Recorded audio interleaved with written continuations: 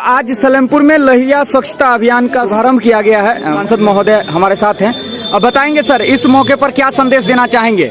आज लहिया स्वच्छता अभियान का इस पंचायत में आज से शुभारंभ किया गया है।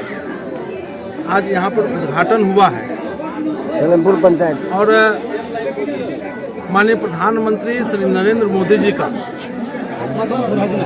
एक बहुत बड़ा सपना है और उस सपना साकार भी हो रहा है कि भारत को स्वच्छ बनाओ।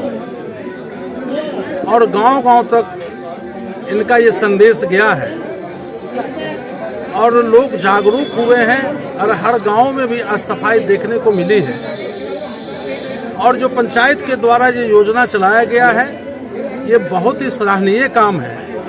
इसमें पंचायत के प्रतिनिधि, मुखिया हो चाहे पंचायत के जो भी प्रतिनिधि हो, वार्ड मेंबर सहित सभी लोग मिलके इस काम को आगे बढ़ा रहे हैं। जब भारत स्वच्छ होगा तो भारत स्वस्थ भी हो। और इसी क्रम में जो गांव-गांव, जो घर-घर जो शौचालय का निर्माण हुआ है, जिसके कारण भी आज गांव में जो खासकर महिलाओं के स्वास्थ्य में अच्छा स्वास्थ्य हुआ है। नहीं तो इससे पहले शौचालय नहीं रहने के कारण बीमार पड़ती थी।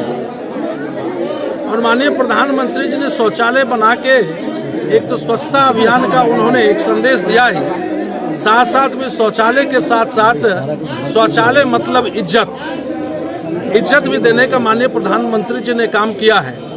और माननीय प्रधानमंत्री जी के प्रेरणा से ही आज पूरे देश में और यह संदेश गांव तक पहुंच गया है और गांव के लोग भी स्वच्छता के प्रति जागरूक हुए हैं और लोग इस अभियान से जुड़ गए। आपने स्वच्छता के साथ साथ स्वस्थ होने की भी बात की है। यहाँ सलेमपुर पंचायत में एक स्वास्थ्य केंद्र है, उप स्वास्थ्य केंद्र, वो निर्माणाधीन भी हुआ, काम का शुरुआत भी किया गया और काम शुरू होने के बाद उसे रोक दिया गया।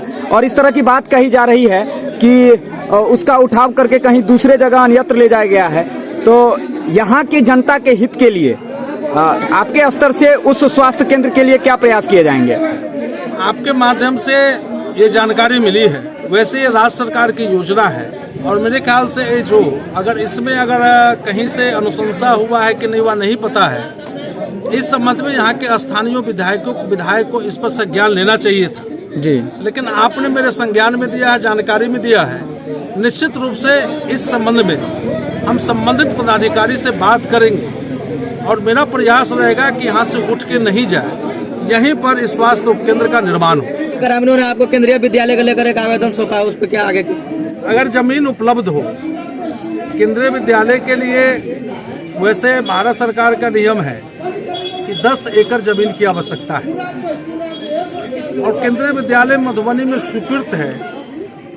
जमीन के अभाव के कारण केंद्रीय विद्यालय का निर्माण नहीं हो पा रहा है। तो 5 एकड़ है। हम लोग आज जब यहाँ पर आए हैं तो यहाँ पर ग्रामीणों द्वारा दिया गया है कि कोई एक पहले से प्राइवेट स्कूल जो चल रहा था, शायद उसमें 5 एकड़ जमीन है। उन लोगों से मैंने कहा है कि उस जमीन का कागजात दीजिए।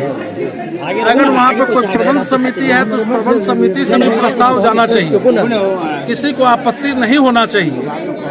अगर ऐसी स्थिति बनती है तो हम प्रयास करेंगे कि प्रस्तावित भूमि पर केंद्रीय विद्यालय का निर्माण हो।